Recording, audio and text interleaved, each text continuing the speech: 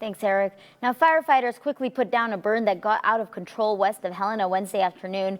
Fire crews were dispatched to a property on Ferret Road in the Birdseye area around 1:30. Birdseye, Marysville, Fort Harrison, VA, Canyon Creek, West Valley, and DNRC crews responded to the fire.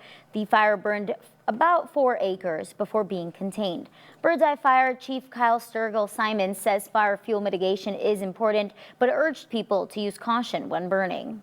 We definitely don't want to discourage that, but if you are going to use fire to burn out ditches or burn fuels on your property, it's really important to make sure you have a water source nearby accessible, hand tools, and then don't be afraid to call us out. We're always here to help. As soon as you think it might be getting out of your control, page us and let us know, and we'll come out. Property tax relief has been a major goal during this year's Montana legislative session. And yesterday, one lawmaker presented a pair of bills that would ask voters to consider a statewide sales tax to offset property taxes. MTN senior political reporter Jonathan Ambarian breaks down the proposal. Republican Representative Brad Barker says Montana's economy has changed, and it's time to ask the public if they'd like to see the state's tax system change along with it. We've lost mills, we've lost mines, we've lost the revenue associated with that production and extraction of our natural resources.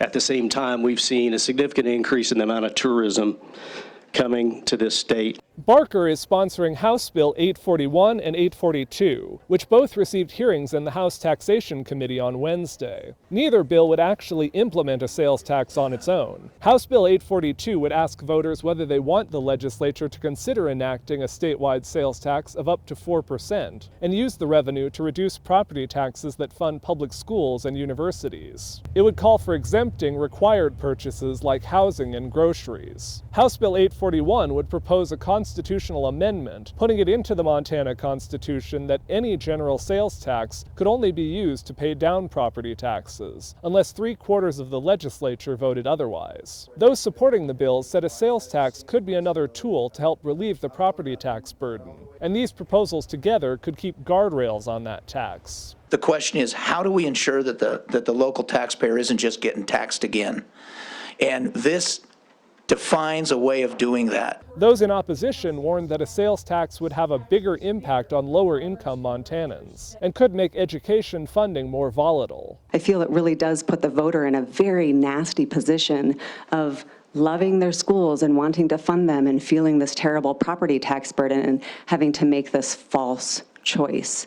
We urge the committee to not put the voters in that position. A constitutional amendment needs 2/3 support in the legislature, while a standard referendum just needs a majority. So it will be a tougher task to get HB 841 onto the ballot than 842. But Barker said it would be hard to make the case for a sales tax to voters if the constitutional amendment doesn't also move forward. I personally, and I think that most members of the legislature, would not support implementing a sales tax without the protections. Barker says a full 4% sales tax could raise more than $1 billion a year. In Helena, Jonathan Ambarian, MTN News.